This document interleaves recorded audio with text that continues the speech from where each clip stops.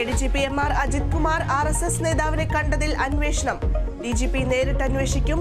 Service ചട്ടലംഘനവും അധികാര ദുർവിനിയോഗവും പരിശോധിക്കും. വീഴ്ച കണ്ടെത്തിയാൽ നടപടി. അജിത് കുമാറിനെ മാറ്റണമെന്ന് DGP മുഖ്യമന്ത്രിയോട് ഉന്നയിച്ചതായി സൂചന. ബലാത്സംഗ കേസിലെ മുൻകൂർ ജാമ്യത്തിൽ MLA M മുകേഷിനൊപ്പം സർക്കാർ.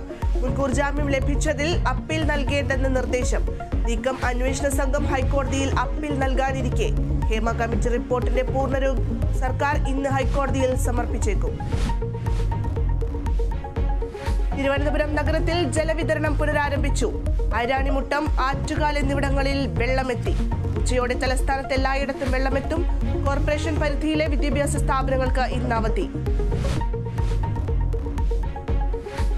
മഞ്ഞപ്പിത്ത ബാധയിൽ കോഴിക്കോട് കൊമ്മേരി 5 പേർക്ക് കൂടി രോഗം സ്ഥിരീകരിച്ചു. രോഗം സ്ഥിരീകരിച്ചവരുടെ എണ്ണം 47ആയി. പ്രതിരോധ പ്രവർത്തനങ്ങൾ ഊർജിതമാക്കി ആരോഗ്യവകുപ്പ്.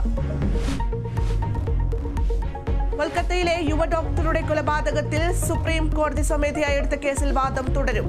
തുടർവാദത്തിൽ കേസിൽ കോടതിയുമായി നിലപാട് മമതാ സർക്കാരിന് നിർണായകം. വാദം കേൾക്കുന്നത് ചീഫ് ജസ്റ്റിസ് അധ്യക്ഷനായ ബെഞ്ച്.